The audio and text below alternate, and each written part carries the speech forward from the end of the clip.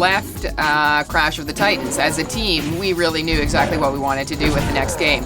And then, of course, fan mail starts pouring in. You do more research, you do more testing, and all that stuff came together and made it really clear to us that we were right in what we wanted to do. And what we wanted to do was get more from the monsters, so you could fight with them and you know, take over and control them and battle with them. So we put a whole bunch of features in the game that address that from a bunch of directions. First of all, you can locomote with the enemies. We've taken our guy Roller, who rolls up into a ball and used to have an attack where he would, you know, roll at you like a dash attack.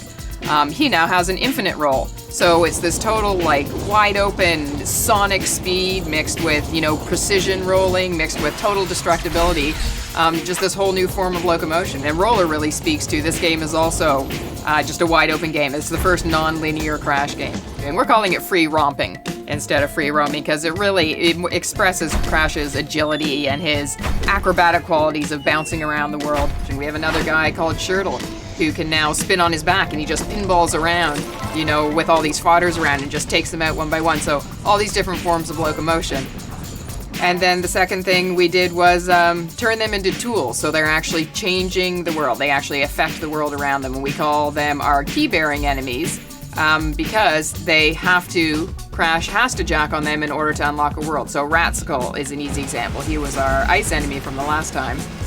He can actually freeze, you know, a pond or freeze a chunk of water so that Crash can get across.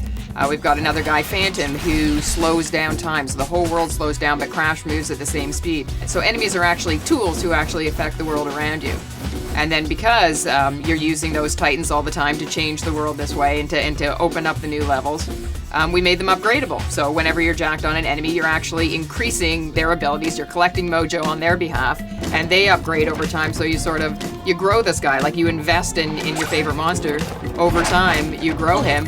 And so the key feature of the whole game is that you get to put him in your pocket and take him with you. So if you want to jack on a different enemy, or if Crash is going to go and do some of his new moves by himself, you pop the guy in your pocket, carry on, and then whip him out whenever you want and continue to sort of develop and grow him some more. And it makes a huge difference in the game. It's super fun.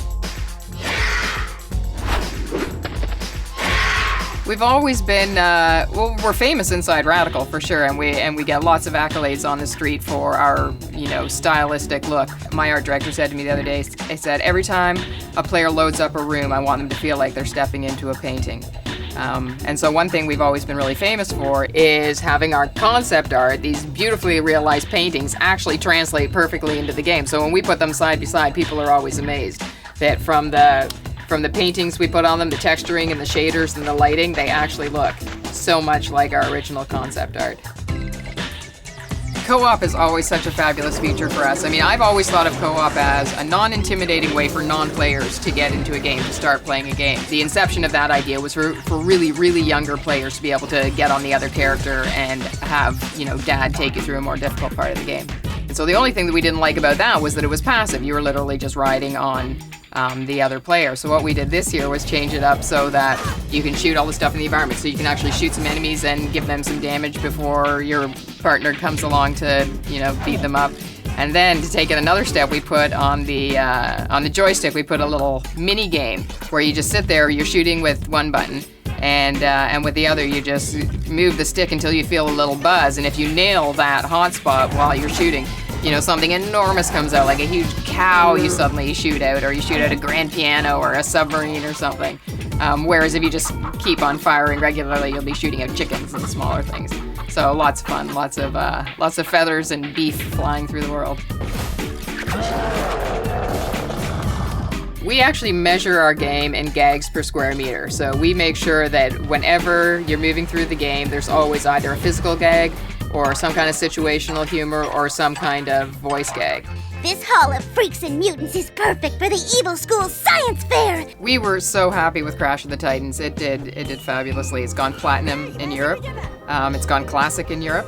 It's testament to, you know, the abilities of VG, and particularly our people out in the territories, our salespeople, our distribution people, to, you know, to get this game out into the hands of the people who really want it. And I think we did a fantastic job on Titans. I think they did a fantastic job on Titans. And Mind Over Mutant is just going to give them another opportunity to even go beyond what we did with Titans. Victory feels so good.